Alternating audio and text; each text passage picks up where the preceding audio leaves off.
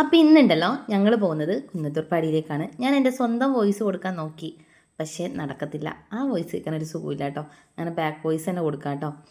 അങ്ങനെ വൈകുന്നേരം വർക്കെല്ലാം കഴിഞ്ഞ് വരുമ്പോൾ വണ്ടി ഇവിടെ തയ്യാറായിട്ടുണ്ടായിരുന്നു. വേഗം കുളിച്ച് ഒരുങ്ങി കുറേ നാളത്തിന് ശേഷമാണ് ഞങ്ങളുടെ ടീം ഇങ്ങനൊരു ട്രിപ്പ് പോകുന്നത് കേട്ടോ. അല്ലെങ്കിൽ എല്ലാ വർഷവും കുട്ടികൾക്ക് സ്കൂളിന് വെക്കേഷൻ വരുന്ന സമയത്ത് നമ്മൾ ട്രിപ്പ് പോകാറുണ്ട്. എൻജോയ്മെൻറ്റിൻ്റെ കാര്യത്തിൽ ഒട്ടും ഇവർ മോശമല്ല കേട്ടോ. ബാങ്കിലെ ടൂർ പോകുമ്പോഴും കിട്ടുന്ന അതേ എനർജിയും കാര്യവും എനിക്ക് ഇതിലും കിട്ടാറുണ്ട് കേട്ടോ. കണ്ട അടിച്ചു പൊളിയുടെ കാര്യത്തിൽ നോ കോംപ്രമൈസ്. നമുക്ക് ആകെയുള്ളൊരു ജീവിതമല്ലേ, മാക്സിമം എൻജോയ്മെൻറ്റ്. കുറേ കലാകാരനും കലാകാരികളൊക്കെ കാണുന്നത് ഇങ്ങനെ പോകുന്ന യാത്രയ്ക്കിടയിലാണ് കേട്ടോ. അപ്പോൾ ഇതെൻ്റെ അടുത്തിമേൻ്റെ ഡാൻസ് പിന്നെ പറയേ വേണ്ടല്ലോ, നന്നായിട്ട് ഡാൻസ് കളിക്കും, എല്ലാവരും കളിക്കും, അടിച്ച് പൊളിച്ച് തിമിർത്താണ് നമ്മൾ പോകുന്നത്. ഇപ്പോൾ പറശ്ശിനിക്കടവിൽ മുത്തപ്പനില്ല, കുന്നത്തേർപ്പാടിയിലാണ് ഉള്ളതെന്ന് ഒരു ഐതിഹ്യം പറയുന്നുണ്ട്. കൂടുതൽ കാര്യങ്ങളൊന്നും എനിക്കറിയില്ല. അപ്പോൾ ഞാൻ എൻ്റെ ലൈഫിൽ ഇപ്പം ഇവിടെ കണ്ണൂർ വന്നിട്ടും ആദ്യമായിട്ടാണ് കേട്ടോ കുന്നത്തേർപ്പാടിയിൽ പോകുന്നത്. അപ്പോൾ ഇതാ ഡാൻസൊക്കെ തിമിർത്താടുന്നുണ്ട്. വിവിധങ്ങളായ നാട്ടുകാരെ അപ്പോൾ നമ്മുടെ സ്നേഹം വിടത്തുന്ന പൂതികളാകുന്നു ഭാര്യ.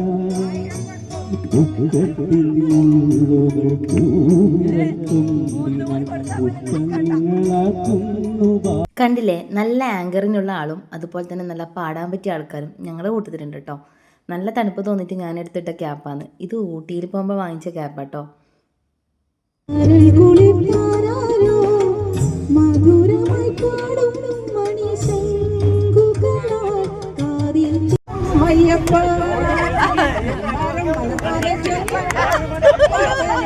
കുറച്ച് നേരം ഡാൻസ് ഞാനും കളിച്ചിട്ടുണ്ടായിരുന്നു. പെട്ടെന്ന് സൈഡായി, കാരണം രാവിലെ കാസർഗോഡായിരുന്നു വർക്കുണ്ടായത്. അങ്ങനെ അധികം നേരം കളിക്കാനൊന്നും പറ്റിയിട്ട് കേട്ടോ. അങ്ങനെ ഏകദേശം പെണ്ണുങ്ങളെ കൂടെ കഴിഞ്ഞതിന് ശേഷം ആണുങ്ങളതാണ് കേട്ടോ. എൻജോയ്മെൻറ്റിന് ഒട്ടും കുറയാത്ത ആൾക്കാരാണെന്ന് ഇപ്പോൾ മനസ്സിലായില്ലേ. അങ്ങനെ പറഞ്ഞു കുന്നത്തേർപ്പാടിയിലെത്തി. അപ്പോൾ സമയം പോയത് അറിഞ്ഞിട്ടാണ്. അങ്ങനെ വണ്ടി ഇറങ്ങി നേരെ പോയത് ഭക്ഷണം കഴിക്കാനാണ്. ഇത് ഭക്ഷണത്തിൻ്റെ ക്യൂ അല്ല കേട്ടോ, ടോയ്ലറ്റ് പോകുന്നതിൻ്റെ ക്യൂ ആണ്.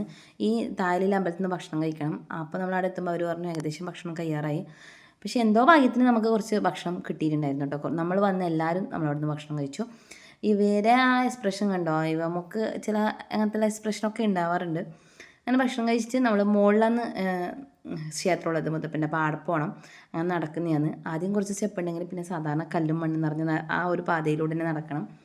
ഇവിടെ ഈ ഒരു സീസൺ സമയത്ത് മാത്രം ആണ് കടകളും അതുപോലെ തന്നെ ആൾക്കാരൊക്കെ ഉണ്ടാകുന്നത്. അല്ലെങ്കിൽ കാട് പിടിച്ചൊരു സ്ഥലമാണെന്ന് പറഞ്ഞു കേട്ടിട്ടുണ്ട്.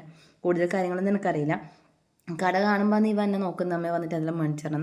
ഇവ പിന്നെ ഫുൾ സെറ്റപ്പിലാണ് പോകുന്നത്. ഇത് ടൂറ് ഊട്ടിയിൽ പോകുമ്പോൾ മേടിച്ച സാമഗ്രികളെല്ലാം ഇവ അതേപോലെ കീപ്പ് ചെയ്ത് കൊണ്ടുവന്നു കേട്ടോ. ഒരുപാട് ആൾ കണ്ട് ശരിക്കും എനിക്ക് അത്ഭുതപ്പെട്ടു പോയി കേട്ടോ. എത്രപ്പാട് ആചരണങ്ങളാണ് ഉണ്ടായത്. ശരിക്കും പറഞ്ഞാൽ എനിക്ക് നമുക്ക് അവിടുന്ന് ആ ഒരു ഗ്യാപ്പിൽ പോകാൻ നല്ല പ്രയാസം ഉണ്ടായിരുന്നു. പിന്നെ കുഴപ്പമില്ല കേട്ടോ. ഇടയിൽ കയറി നമ്മൾ മുകളിൽ പോയിരുന്നു. അച്ഛനും മോനും നല്ല അവസ്ഥയൊക്കെ ഇരിക്കുന്നത് കണ്ടോ. ഒരു പാറയുടെ മുകളിലാണ് അവർ കയറിയിരിക്കുന്നത്.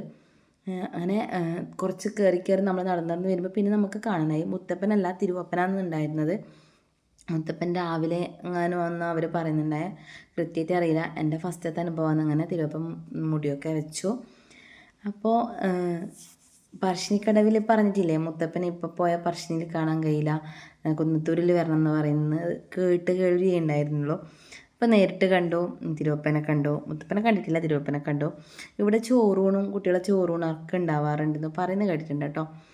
പിന്നെ അതുപോലെ തന്നെ ഇവിടുന്ന് ഉള്ള അടുത്ത സമീപത്തുള്ള കടകളിലൊക്കെ എന്ത് വേണമെങ്കിലും കഴിക്കാനുണ്ട് കേട്ടോ. ദോശയായാലും ദോശ, അതുപോലെ തന്നെ എന്തോ കറികൾ, പന്നിക്കറി, മുയൽ കറി, ചിക്കൻ, അങ്ങനെ എല്ലാ ഐറ്റംസും ഉണ്ട്. അങ്ങനെ നമ്മൾ നേരെ തിരിച്ചു കേട്ടോ. ഈ കോലം നേരത്തെ കണ്ട കോലമല്ലല്ലോ, ഉറക്കം തൂങ്ങി നിൽക്കുന്നതിന് 2:30 ആകുമ്പോൾ ഏകദേശം വീട്ടിലെത്തിയിട്ട് ബൈ, സി യു.